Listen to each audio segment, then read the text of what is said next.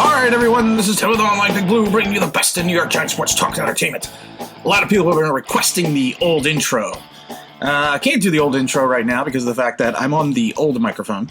The Online Big Blue Studios is currently being broken down since we are moving with the in-laws for 2 months. Yeah, we'll see how well that works out. You may get a video an hour so I can hide, but it'll be fun. It'll be a good time. Yeah.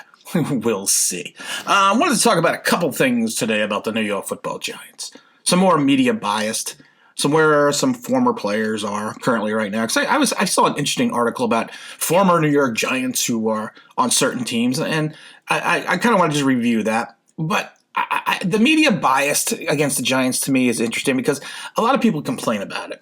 And I complain about it once in a while too, and I have people that send me emails and say, the Giants is this and that and that. And I always say the same thing. There's an easy way to eliminate media bias, and that's winning. The Giants are getting so much crap because they haven't won in years. They haven't won. When's the last time we won a playoff game? We all know about last time we went to a playoff game in Green Bay, how that turned out. But it's just interesting that people complain about it. But then I did see something about Bleacher Report, and they were naming Saquon Barkley as the Giants' biggest draft mistake of the last 5 years. They basically said Barkley is fun to watch and great at what he does. He just doesn't move the needle all that much. And great injury risk to the position becomes a factor quickly. The team needed a different sort of impact for the rebuild with such a prized asset, whether it's a different prospect or trading it for multiple picks. Now, instead of contending, the Giants will stare at a costly long-term extension for Barkley right in their face soon. Ooh. Oh, that sounds so bad. You know what? It's the draft. It's a crapshoot. You roll the dice. Saquon, if you go by the best player available on the board when the Giants picked, that was Saquon Barkley. Saquon Barkley is still, in my mind, a generational talent. He has to prove it this year, and he has to show it this year.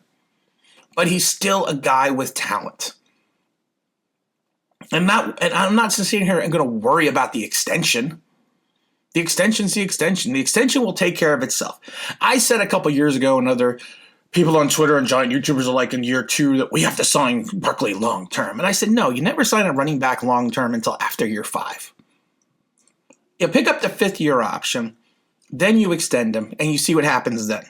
You don't give him the money. You don't extend him in year 2 or 3 because of the fact that position has more risk for injury. It's a risk-reward position a lot of times because you can get a guy that Walter Payton, a guy that always plays, never plays hurts, always plays, never gets hurt. Barry Sanders, or you can get a Gale Sayers or a Billy Sims or these guys that, come on like a comet and flame out. And I'm not saying that that's what's going to happen with Barkley. I'm not saying that at all.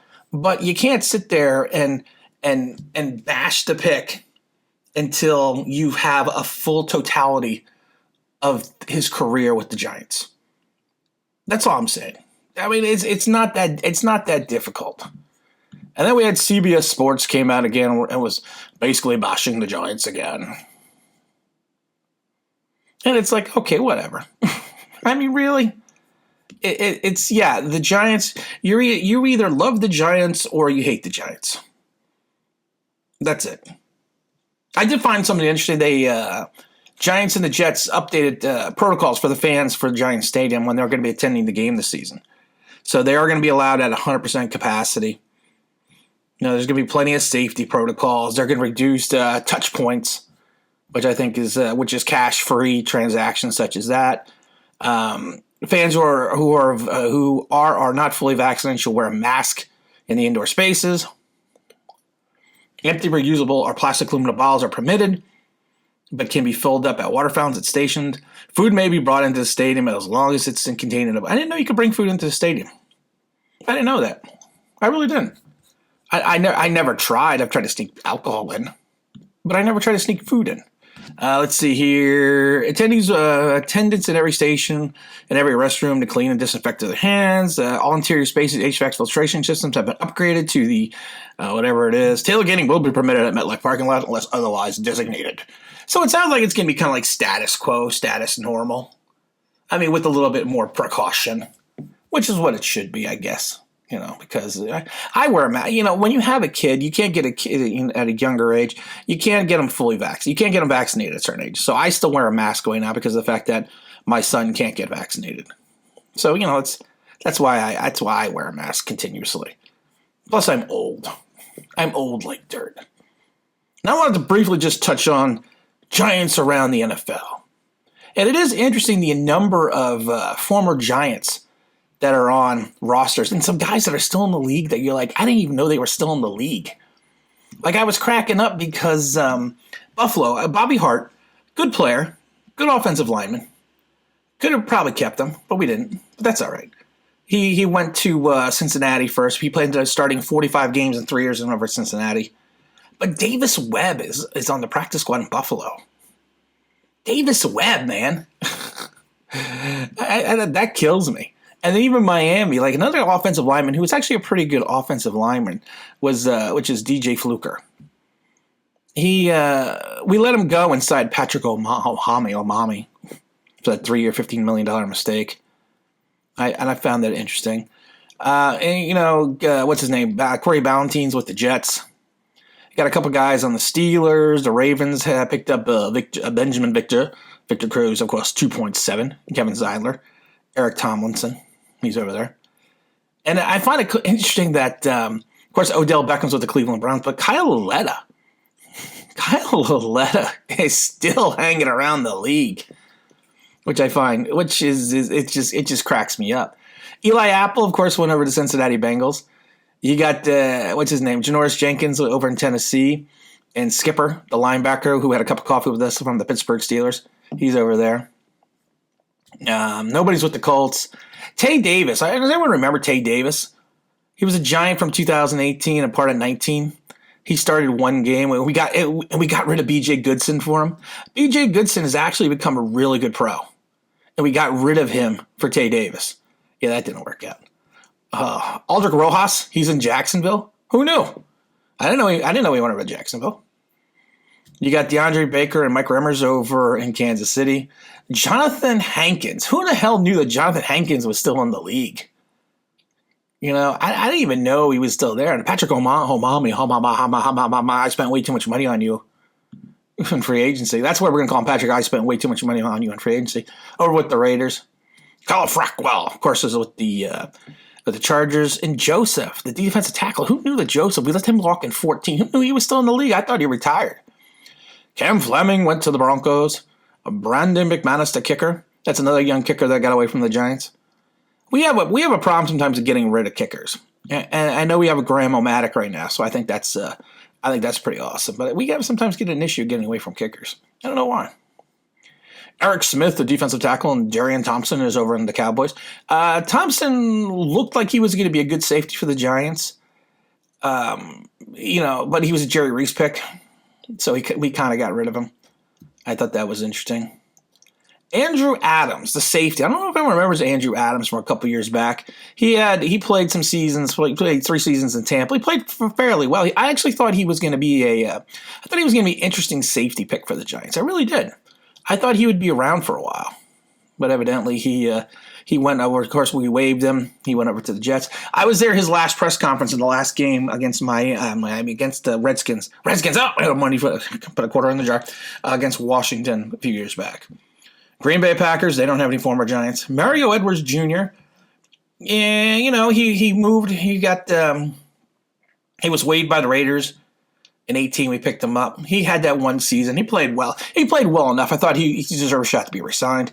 Ryan Conley and Dalvin Thompson, of course, are in Minnesota. So many people were and I was the same way with Conley moving on. It turned out he played one defensive play in Minnesota.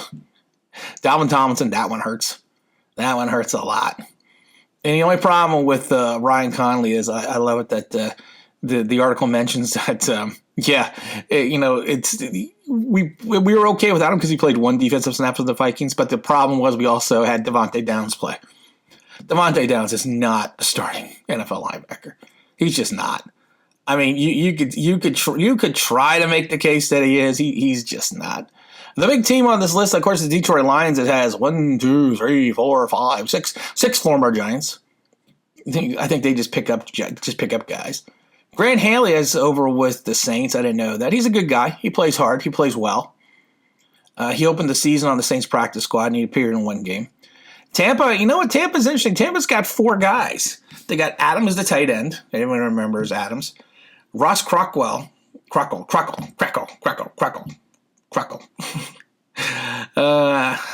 He's a crock. I'm sorry. Doing a little Beavis and Butthead there. Jason Pierre-Paul, Curtis Riley. Sean Chandler is over with the Carolina Panthers. I didn't even know he was, again, another guy I didn't even know he was still in the league. Atlanta Falcons, of course, have Chris Slayton and Chris Williamson. Chris Williamson was a 7th-round pick. Slayton was on the practice squad last year. Williams, they signed with a reserve futures contract.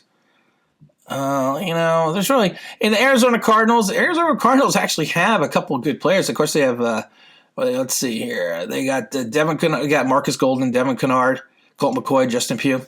Kennard, when he went over to Detroit, I was upset about that because, they were worried about injuries. Of course, he leaves the Giants and he doesn't get injured again.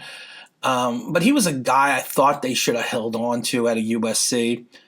Good instinctive linebacker. Colt McCoy. I think Colt McCoy will be a nice fit for Kyle Rudolph. Kyle Murray. Sorry. I'm literally sitting on 2 buckets in the middle of an empty living room doing this, so I think it's just one of those days. San Francisco, of course, picked up Flowers and Gallman. And they got the long snapper, Pepper. That's really nothing. But it's interesting. There's really not a lot of guys you see on the list that we let go. And I think that is I think that should be a testament to the Giants organization. There are some guys that, of course, that we let go that we're always going to be upset about. But but if you look at the majority of the list, there's like 45, 50 guys. There's probably like 3 or 4 that you're really like, oh shit, we shouldn't let that guy go. So you got to kind of look at it that way, and that's the way I like to look at it. Like I said, it should be a testament to the Giants organization that a lot of times we do get rid of guys just before they seem like they're going to fall off the cliff. But I think I think they do a fairly good job, especially even over the recent years, of not giving away talent. Now let's see here. Let me also pull up see if there's any other news going on. Let's see. Bleacher Reports. I love Bleacher Reports. No, I don't. This New York Giants is having the hottest seat of all, and it's not Daniel Jones. And the pick is Evan Ingram. That's like the stupidest thing that I ever heard. Evan Ingram's probably not even going to be here next year. And he's the guy in the hot seat. He's been here 5 years. They're probably not going to extend him. That is the dumbest pick that I've ever. I'm starting to hate Bleacher Report as much as I hate Pro Football Focus.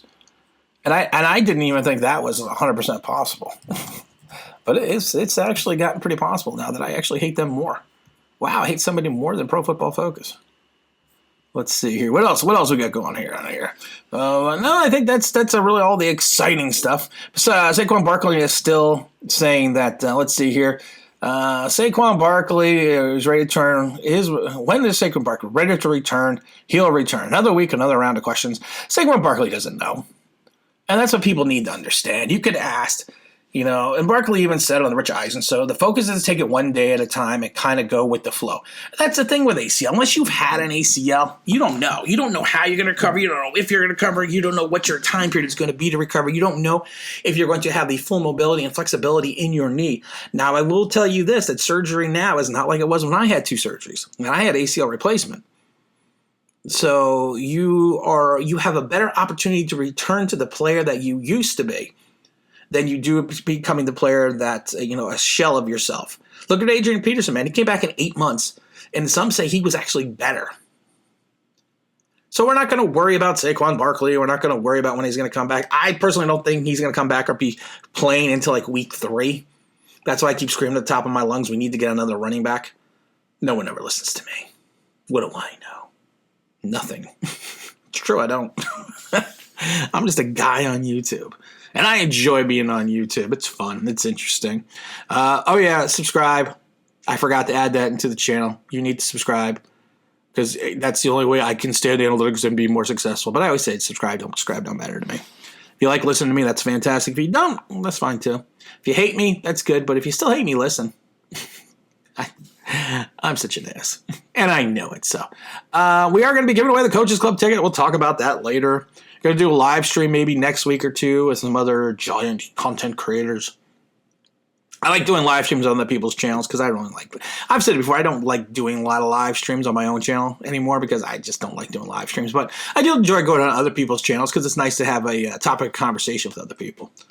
And again, this is Tim with Online Big Blue, bringing you the best of New York Giants sports talk and entertainment. And as always, if you could like, if you could subscribe, if you ring the bell, if you know what that means, that'd be awesome.